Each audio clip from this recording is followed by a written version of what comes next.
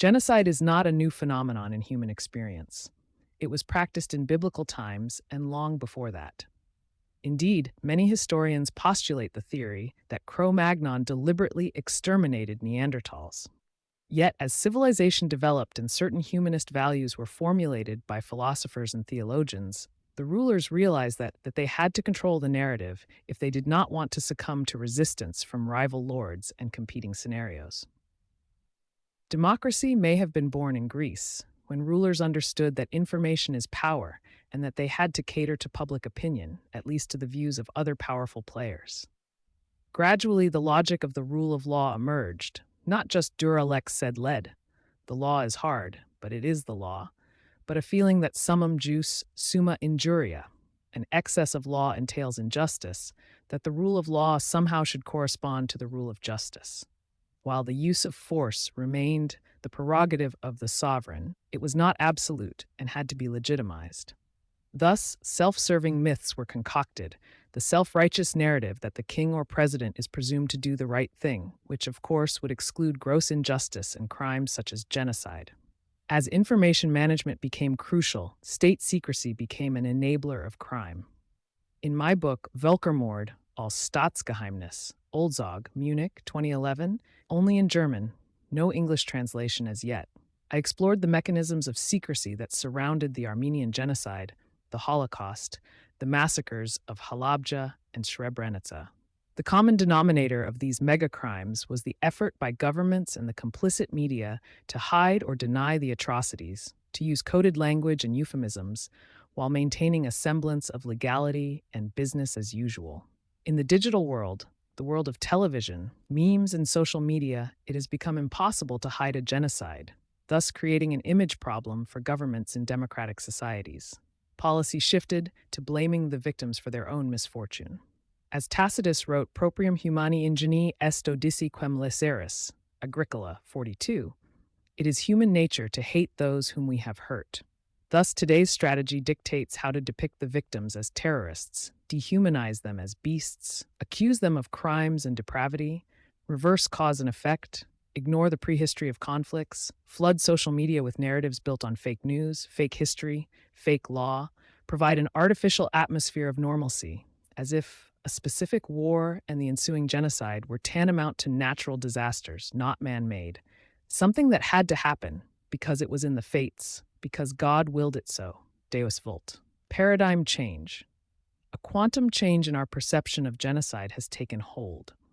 Once seen as the ultimate crime, as the gravest violation of international law and morals, as a justification to completely break diplomatic and commercial relations with the genocidal state, today genocide is quasi-accepted by governments that are ostensibly committed to human rights and international law. Large swathes of the international community look the other way and keep silent about the enormity of the crime. Qui tacet consentir videtur. Major powers like the US, UK, France, and Germany have become partners in genocide by supplying the weapons to carry it out, by providing military, economic, political, diplomatic, and propagandistic support to the genocidal state. Future generations will look at us as the generation that legitimized genocide as something that happens, like a volcanic eruption or a tsunami.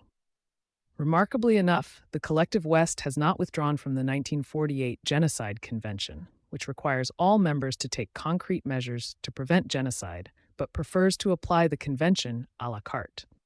We may condemn Pol Pot, Jean-Paul Akayesu, and John Kambanda, but try to spare Netanyahu and Gallant. This is classical cognitive dissonance. Alas, our generation has already been trained in living with contradictions and is not concerned by the corrosive insanity of this behavior. We consciously avoid reflection on the implications of the destruction of language, values, and meaning. We do not reflect on our own complicity in the crimes and the long shadow that this collective guilt will throw on future generations. Collective guilt syndrome. The Nazi Holocaust of European Jews caused a national trauma in Germany and resulted in self-hate and widespread rejection of German history and culture. The baby was thrown out with the bathwater. Post-war Germany was built on collective guilt for the Holocaust. Many politicians see themselves not as the heirs of Kant, Goethe, or Beethoven, but as the heirs of Hitler, Himmler, and Heydrich. The German identity became uncompromisingly pro-Israel. The defense of Israel became German Staatsräson, raison d'etat. It is to be seen whether the ethnic cleansing of the Palestinians since 1945, the daily practice of apartheid in the occupied territories, the genocide in Gaza will eventually generate a generalized guilt complex and trauma in the current and future generations of Germans. Will they develop a guilt complex comparable to the Holocaust syndrome?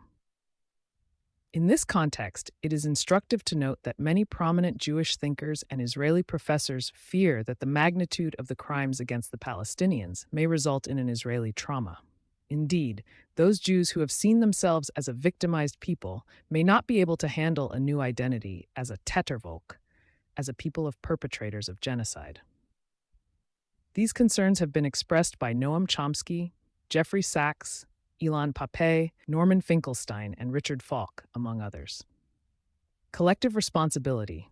Any person committed to the rule of law must reject the concept of collective guilt as a gross violation of the foundational principle of justice and due process. Guilt and merit are necessarily individual categories. It is patently unjust to hold a person guilty of the crimes of another person or group with which he may be associated, however loosely. The concept of guilt by association is immoral unless there are strong reasons to impute personal responsibility by reason of knowledge of the crime and failure to act.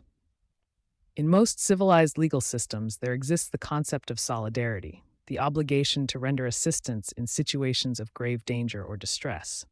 Many countries have duty to rescue legislation that would criminalize inaction in certain cases.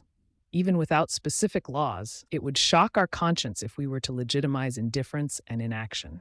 Imagine a person who would rather take pictures of a drowning person instead of attempting to save the person, throw a lifeline to the victim, alert the authorities, seek help. Law also knows the concept of crime by omission. Extrapolating from this, do we all become guilty if we know about an ongoing genocide in Cambodia, Rwanda, Sudan, Palestine, say, that is none of my concern, and do nothing about it? Do we become civilly and penally liable when we invest in the arms industries, when we know that the weapons are being used for genocide? Yes, we become complicit and share the responsibility for the crime, thus giving rise to our legal and moral liability. Should we be punished? More important than any punishment, which is always ex post facto, the damage has already occurred, is prevention of genocide. This is the core of the 1948 Genocide Convention, and the reason why Raphael Lemkin focused on the obligation to take measures to prevent a genocide: early warning, information, humanitarian intervention, responsibility to protect R2P. Knowledge by the population with regard to the Holocaust in Gaza. Who bears greater responsibility for genocide? The German people, 1941-45, who lived in a terroristic totalitarian state where all the information was controlled by the Nazi authorities, and listening to the BBC or foreign radio was tantamount to treason. Or our own generation, who knows too much about the genocide in Gaza, who sees it daily on television, on YouTube, and sees it confirmed by politicians, academics, think tank pundits, interviews with the victims and perpetrators. Is it not our duty, the responsibility of each and every one of us, to stop the Gaza genocide by all diplomatic, commercial, and, if necessary, military intervention? Is it not our obligation to ensure immediate humanitarian assistance and respect of the UN Charter and the Geneva Red Cross Conventions? Or, in the alternative, are we prepared to normalize the practice of genocide and become professional negationists?